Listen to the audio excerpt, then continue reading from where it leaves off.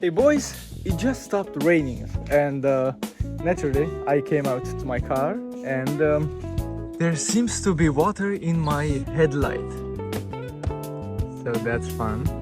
So in this video we're gonna try to fix it for as cheap as possible. A cheap Chinese one is about $100 each. So it's on the cheaper side. But there are cars out there which the Chinese option is over $1,000. So this works for everyone. Whoever wants to save their headlights, whoever is worth it for. I'm gonna see how much effort and what materials you need to fix those headlights. So let's get to it. First step in this process is actually to take the whole front out. This sounds worse than it is. Usually there's just a couple of clips and a couple of screws, so most people can do it really easily. That's because the headlight itself has a screw here, and most headlights have a screw just underneath it, and you can't reach it with the bumper on. So taking it off is really easy. You just have a couple of clips. You need to follow the edges of the bumper, right? You'll have clips or screws here. Then over here inside the arch, you'll have a couple of them. And underneath, you can feel it, but you can also look. There's a couple of clips in the edges and maybe in front, somewhere there. And that's about it. So I kind of like starting with the top of the bumper and then moving to the bottom. And for the sides, for the arch wheel, maybe just move the wheel each side so you have easier access. So after removing all of the screws, you'll be able to just kind of go on either side and hold on it. It can use a bit of force sometimes, but now that it's like this, there's gonna be a few clips underneath which you're gonna need to pop up. So let's do that. Oh shit. Now that everything is basically out, make sure you disconnect the fog lights, which are down here and down there, so you don't rip the cable, and then we should be good to go. Now that we finally have access to the screws, let's open them and get the headlight fixed. Screws are out, so when getting the headlight out, make sure you disconnect the cables, everything. And as you can see, I've taken them both out just to make sure that everything is fine and I won't find the leak in, I don't know, 1 week or so on the other one. But I found something funny. There seems to be something loose inside. So we'll see what's that about. But right now, let's see how we open them. I have no clue. So let's find out.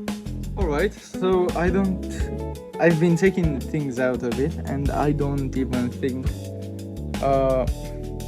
I have to pull it out because it doesn't seem to be a sealant issue. It's broken. Let me show you. So as you can see right here, it's breaking, and also here you can see, yeah, right, this whole area seems to have cracked for some reason. And also this protective shielding that's supposed to be here, it's missing from here. So I don't know what happened to this, but let's see how we fix it. I think I have an idea. So you want to get a lighter and a small screwdriver. We're gonna heat up the screwdriver and make it pass all the cracks, and hopefully it will melt the plastic and stop the cracking, at least for now. Alright, so the lighter wasn't fast enough. Got annoyed, so got to the stove, told my mom headlight headlight in the kitchen. All right, so you want to basically just heat up the screwdriver, right?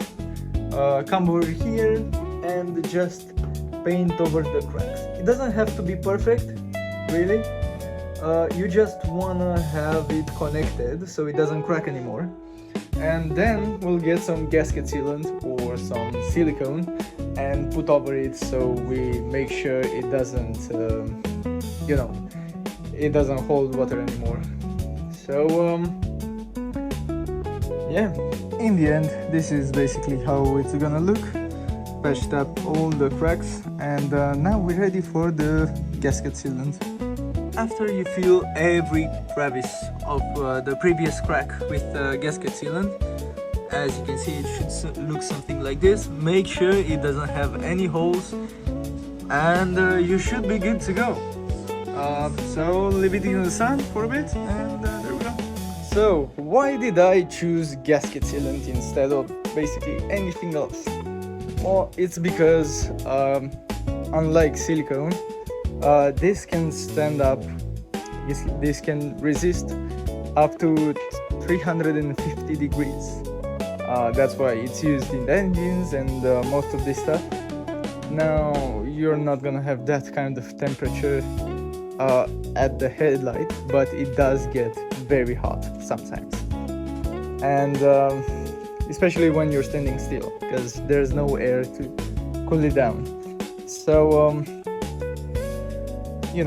just I think it might just be a bit better, and it's also cheap, so no expense paid. And that's about it, boys. Gonna put this all back, and hopefully I won't have a problem with water anymore. So, that's that. Alright, thank you for watching, like and subscribe, and God bless you guys. Ciao.